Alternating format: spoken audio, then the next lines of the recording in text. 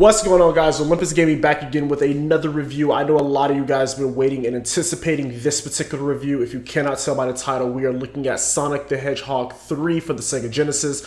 I'm super excited. This is actually one of my favorite Sonic games ever, so I can't wait to review this. So without further ado, let's get right into it.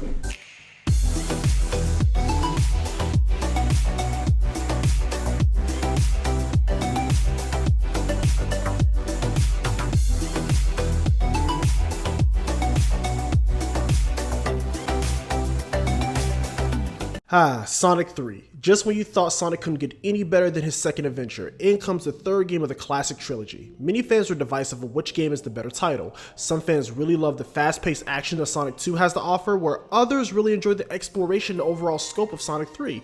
No matter what side you fall on, we can all agree that both games are some of Sonic's best adventures yet. Sonic 3 was developed by Sega of Japan, while the American teams worked on a spin-off title called Sonic Spinball, a pinball-based Sonic title. Sega started the development process in early 1993 and even collaborated with McDonald's for a major marketing campaign. The team really wanted to add the sense of scope and deeper story elements to the world of Sonic. They also wanted to add the element of exploration, so the worlds are much larger than previous games. They even have these cool level transitions that make the game feel all connected. This game also introduced Knuckles, who quickly became a fan favorite and a mainstay in the franchise. He even got his own game called Knuckles Chaotix on the 32X, a hardware add-on for the Genesis.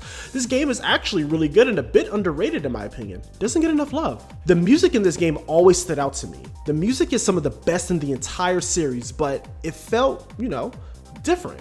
The music here had more of a bounce to it. Well, as most of you know, the king of pop himself, Michael Jackson, contributed to the soundtrack. You can definitely hear the influence. Unfortunately, due to Michael's sexual abuse allegations, Sega did not want to risk the PR nightmare this may have caused back then.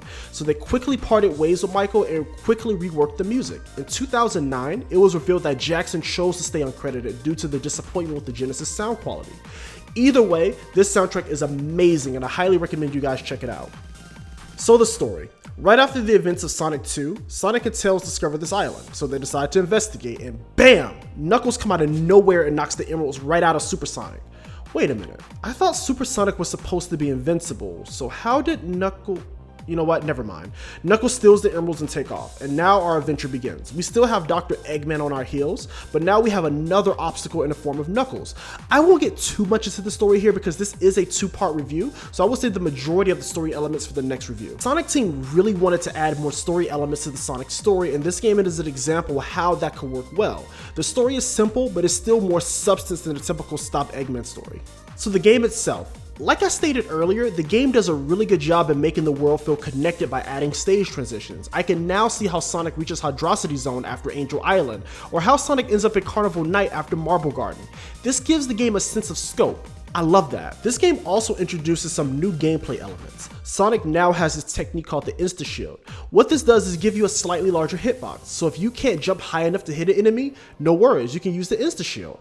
I love this move and it definitely helps with certain bosses. This game also introduces the elemental shields. We have fire, water, and electricity. The fire shield allows Sonic to be completely immune to fire-based projectiles and lava. You can also use the shield to attack enemies with this fire charge attack. Awesome. The water shield, or some may call it the bubble shield, allows Sonic to breathe underwater and bounce non-elemental projectiles off the shield. You can also have the added benefit of using a bounce technique to reach higher ground. Pretty cool. The electric shield allows Sonic to have a double jump and also attracts any nearby rings. The stages themselves encourages exploration. Many stages have multiple paths you can take to reach the end of the stage. Island Zone has an upper and lower path that you can take. The first half of the stage is more of a forest setting, and after you face the mini boss, the stage transitions into a fiery island. Pretty dangerous. Hydrocity Zone is probably the best water stage in any Sonic game. I love the sense of speed you have here. Sonic can actually run on water in the stage. I also love the fact the water portions do not overstay their welcome, unlike other Sonic titles that we reviewed. Marble Garden Zone is probably the weakest stage in Sonic 3 because there's a lot of stopping and starting. I also don't really care for the spinning top gimmick. Overall, it's an okay stage, but it does have a fun boss fight. Carnival Night Zone. I love the abandoned theme park theme here. The first half of the stage has a great sense of speed and some very interesting stage assets. The second half, Knuckles knocks off the power while we just stand there and we continue the stage with all the attraction lights out. Love the aesthetic.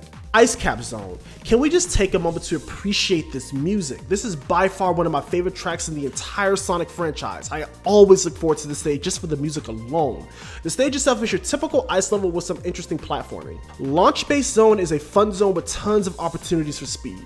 This is also the final stage of Sonic 3, so the boss at the end of the stage is pretty challenging. Once you defeat Eggman, the world is back to normal. Or is it? So, if it's not clear to you, Sonic 3 is not the complete story. We still have no follow-up with Knuckles, and what was his motives?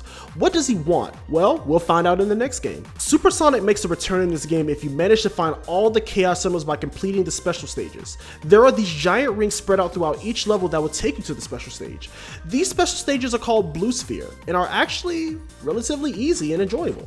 You can get Super Sonic as early as Hydrocity Zone if you know where the rings are. Super Sonic has the same benefits as he did in Sonic 2.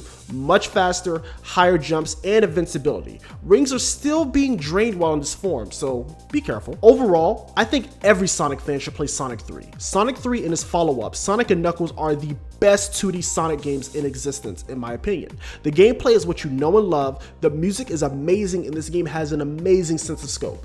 Unfortunately, Sonic 3 has not had many re-releases on modern consoles. This may have to do with licensing issues with the game itself. You can obviously play this on the original Genesis game if you have it, but this game is also available on Xbox One due to backwards compatibility, which is the easiest way to play this game today. Whatever you do, do not play the Sonic 3 on the Sega Action Pack. The music is terrible.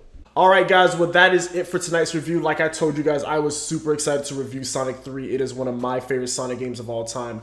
When we get back together, we're going to do part 2 of this review, which will be for Sonic and Knuckles, which is going to be the second half of this complete package. So I'll see you guys then. Until then, don't forget to hit that like button, comment, and subscribe, and I'll see you guys next time. Have a great night. Peace.